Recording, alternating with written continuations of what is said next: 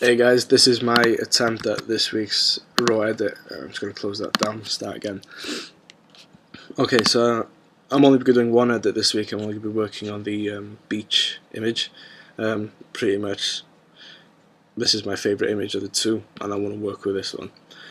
All I've gone ahead and done so far is play with the white balance. I just bumped that up a bit, and the exposure just a bit. I'm not going to show you those because it's a bit. You should know how to do that already. And the fact is, I'm going to be working in Lightroom or in Photoshop, so I just want to do these minor edits pretty quick and get them out of the way. I'd normally then go photo edit in Photoshop CS5, but this time I'm going to be doing something a little bit different. Go File, Export, and I'm going to export this image as a TIFF file to my desktop. Hit Export, so I can work with it universally in Photoshop, and export it to my desktop like so. I'm just going to simply drag that into Photoshop itself. Copy. Oh, what am I doing? D. One thing I might just do quickly is just copy and paste that, just to make a little backup of it, just in case. And it's a pretty big file size because it's a pretty big image, but that'll be reduced pretty quickly now. Okay. So first thing I want to do is I want to resize the image. So I'm just going to image size. By doing it this way, this is only be going up on Flickr or something like that, and on the forum. I'm not really that worried about cropping or like 4x6 or whatever the friggin' size you want to use. And the good thing about using image size is you'll resize it proportionally. So I just want to do it at 1024 pixels width, and it's going to automatically scale it to the proper height as well. Okay, so now I've resized that. Next thing I want to do is sharpen the image up. I just want to bring in a bit of detail back into the horizon and the pier bit here. So I found a cracking tutorial on photography on the net, and I'm just going to follow that now. I've kind of written it down here as well, so I know where I'm going. So I'm going to go back into Chrome and so forth. I'll give you the link in the video bar down below. You can check it out, and I think they've also got an action you can use that'll just take you straight through it, saving so much time. Okay, so resize your image and color corrections. I've done that already in Lightroom, and I've just resized it in Photoshop. Duplicate my layer, and I'm gonna go image, layer, smart object, convert layer to smart object. I'm gonna go filter, sharpen, smart sharpen. Now the values they give you on the tutorial are 300 and 0.3. I'm pretty happy with how that looks. It's bringing back a nice little bit of detail around the pier and the sea and stuff like that. So I'm just going to hit OK on that, and it gives you a little mask to play with, as well as the smart sharpen here. So I could double click that, and you can go like the blending options on that. Next step is to turn the smart sharpen bit off, and you can see, even if I go back into that then, by just playing with the smart sharpen like so, you see it's bringing some detail back into the image. Okay, so hide that, and then go select all, edit and copy. Then holding your Alt key down, you're going to click on the mask and hit edit and paste. And you're going to paste the copy of that image onto the smart filter mask itself. Okay, paste it on, so you go filter, stylize, and find edges. It's just going to find the hard edges or the defined edges in your image. Okay, then after that I go image, adjustments and levels, and this is just basically to tidy up the sharpen you're going to be doing. You might find you've got some things in the sky or the background you don't want sharpened at all. You're going to have to basically play with these sliders until you remove those, because it might affect the image later on. So I'm just going to move this about like so, because I pretty much want, that's what I want to be sharpened. If I play about with the middle one now, I'm going to take this round to the right, control how much I want to be sharpened, and then how about this one here. And I'm pretty happy with how that looks, so I'm just going to hit OK. And then go select, and this, for some reason, the past 3 times I've tried this, it's pretty much blown up in my face. So go select, deselect, Okay, and when I did that last time using the keyboard shortcut, for some reason it just disappeared off the mask itself. And I had to start the screen flow over again. I've done that about 3 times now. Okay, so I've deselected. So select, deselect. Then you need to be working in your masks palette. So go Window, Masks, click on that, and you can be taken into your masks palette here. Next thing you want to do is you want to invert this filter. And the thing is that if you had some kind of things you didn't want to be sharpened in your background or something like that, it would appear as noise in the background there, and you know you'd gone not sharpened enough. So you'd have to go back to the previous steps and start that sharpening process again. Okay, so when I re-enable the Smart Sharpen here, like so, my image is then sharpened. So if I hide this, I'll make this full screen for a minute for you. So this is what we started off with, the image. If you take a look at the grass here, and then enable, is it actually sharpen the grass at all? No, because I control that. If you take a look around the pier, sorry, just zoom across here for you. So if you keep your eye up on here now, by sharpening, you've brought some detail back into it. Some of the grass has been sharpened, some of the footprints of the sand seem a bit more defined, so it's like a bit of the shoreline seems a bit more defined. I think in general, as you can see, it's brought a bit of the horizon back in as well. I'm pretty happy with how that's been sharpened up there. Okay, they might have some extra steps, so I'll just check that there now. I've played with the sharpening. It says to change the blend mode to luminosity, so double click on the little slider arrows here and then go down to luminosity. I think this works in other cases, but for this part, for this tutorial, I haven't seen so much of an effect from it. But I'm just going to follow it anyway because it's best practice to do that.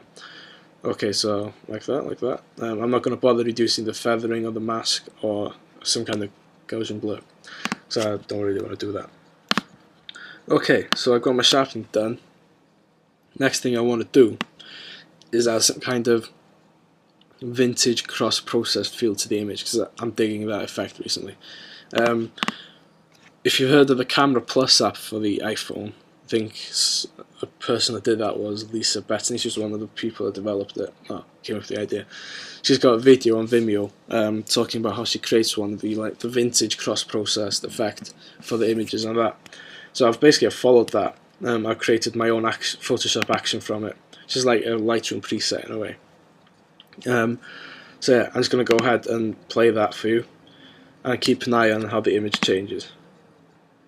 And I'm really digging this effect. I'm just going to group that for a minute. I'm really digging this effect for photos at the moment. It just looks so nice, I think.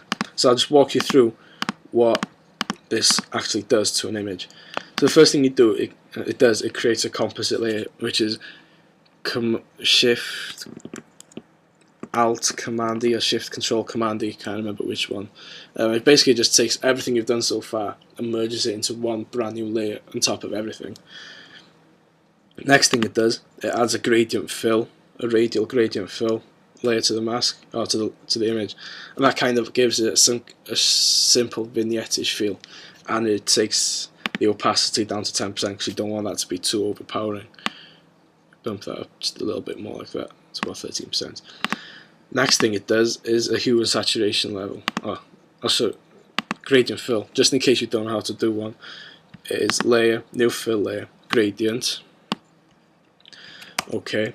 Then it basically it uses the black to transparent if you haven't already got it, and it changes the style to radial, so you've got it in a circle. You want to scale at 150% because you want it to blow out, and then you reverse the selection. So that's the kind of effect you end up with, but with black at about 10%. So it's just that little simple vignette. Next thing it does, adds a hue and saturation adjustment layer. All it simply does is bumps the saturation up to +30 and leaves everything else as it is.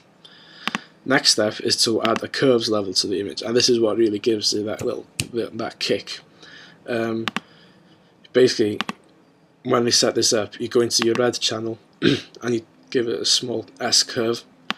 You do the same for the green, but it's a little bit smaller of a curve this time. And the blue, you just drag the end points up and down respectively, and you end up with this pretty sweet looking image. It's a bit hard and a bit blue at the moment, so next step is to create a new fill layer with this vibrant pink colour. Change that to colour, or the blend mode to colour, and opacity at 10%, and then you do the same thing again with this yellow colour, and you change that to soft light at about 59% opacity, and you end up with this effect in the image. Now the thing is, not one preset is going to do it for every image you do. You're going to be very lucky if that happens, in my case. So you might have to tweak it a little bit, and in my case I actually did tweak this after I was playing with it. So what I'm going to do is I'm going to hit Command J to duplicate my curves layer, and just by duplicating it you can see it just makes it feel that little bit nicer. So I'm in love with how the sky looks. I love that colour, and I'm loving the sea around here, but at the same time it's looking a bit too blue for my liking. So the beauty is, because I'm working with the curves layer, I can go in and I can edit the red, green or blue channel as I want. So I'm just going to go to the blue channel, and I've played about with this before, and this is what I came up with. So I drop this down to about 12. Let's drop that down to 12 there for you. As you can see, that's taken down the blue already, and it looks pretty decent like that so far, from that to that, and I'm really liking that, but it's still a bit too blue, especially around here. So what I did was I took the this point here as well, and I took the output down to 158, and it gives it more of that subtle kind of look. So you go from there. This is what you did have, and this is what you ended up with, and I'm digging that now. Two things I want to do. Oh, one thing I want to do again, because I'm going for that vintagey cross-processed effect. I want to add some kind of dust, grain, or grunge into the image. I'm on a big grunge kick at the moment in photos and in web design as well. So a couple of videos ago, I did a raw edit of Jared sitting on the bench that was taken by Adam, and for that I used some gradient brushes to add to the grunge brushes to add to like the vintagey old effect. I'll put a link to those down below again, but the brushes are from a website called wefunction.com, and they've got about 2 or 3 different grunge brushes packs going at the moment. So beneath my gradient fill layer, I'm going to create a new layer, making sure that white is my foreground colour. I'm going to go into my brushes tab, or brushes, and I'm just going to choose a brush. Now, by hovering over, you can see that is a brush that's going to like scatter all over the image. Might make that a bit bigger so it just covers a bit more of the image. Bring that down a bit, about 1500. So it just covers a bit more of the image. I'll zoom out. Okay, so I'm going to just going to do one brush, like so. Now you might think, oh, that's a bit too much, and to me actually it is, because I think the brush is a bit too big. I'm just going to bring that down to about 1200 like it was before. There's a lot of trial and error in most of this stuff. Okay, so I'm going to hover it over where I want it to appear in the image. I'm just going to do one brush click. I don't want to go mad brushing everything into the image. And at the moment that just looks like some idiots come about with a brush and go, oh, I could do grunge and brush there. Don't want that. So I'm just going to drop the opacity right down to about 20% odd. I just want that underlying grunge feel. So if you look really closely at the image, you'll see it's a bit distorted. You've got a bit of an effect in the sky here, and that's what I want to achieve. A subtle effect, not something that's boom in your face. Look at me, I've processed the shit out of this image. Okay, I'm going to do one more grunge layer at the top of that then. And this brush, it's got this like hatching, cross-hatch, folding effect. Don't know how you describe it. And I'm really liking it because it makes it look like the photo. When you brush it, it looks like the photo's been like you've seen it go like this to it, and it's been crumpled up, and it just adds to that vintage effect to the image. So I'm going to do one brush here, and just one there, just enough, and I'm going to bring that down. This is a bit more overpowering than the other one, and this is a personal taste for me, but I'm just going to bring that right down. like so. And as you can see, it just gives you that little effect like that in the sky. And I'm just going to change my cursor out of that, zoom out, and that is pretty much, how much time have we used? About 15 minutes. And that is pretty much my edit. You could probably, if you wanted to, you could add some more in, you could Photoshop something in if you wanted to. If you really wanted to, you could go through and use something like the patch tool, or I might even use the clone tool if I needed to remove the what do you call them, the truck tracks from the image itself. You might just like to find the clone point, define the clone point beside it, and go like that, just to make it look like it's a bit more of a secluded beach. Let's see. Yeah, move that down to about 20%. So I undid a bit too much there. Move that down a little bit more as well. So as I was saying, you could probably get away with removing the tracks from the image if you wanted to be that pedantic, and I'll just show you quickly how you might go about doing that. So you select your clone stamp tool, opacity 100, flow 100, and your sample from current and below, because you're working on a brand new layer. You hold Alt to define your clone point, hover over what you want, and just drag, move it over there like that. As you can see, you start removing the tracks from the image. So I'll just make that a bit bigger here so you can see that.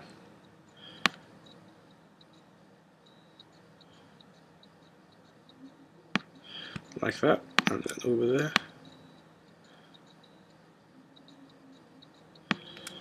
I think I had not considered doing anything like this to start with, but the more you do it, I think it just makes it look that little bit more like the beach. Oh look, we've got a beach that people only walk along the beach. You've got no cars or nothing like that on it.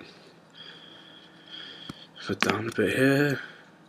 That's my clone point there. I mean, you don't have to be perfect, because this, remember, after all, this is actually, as you can see, that was not perfect there.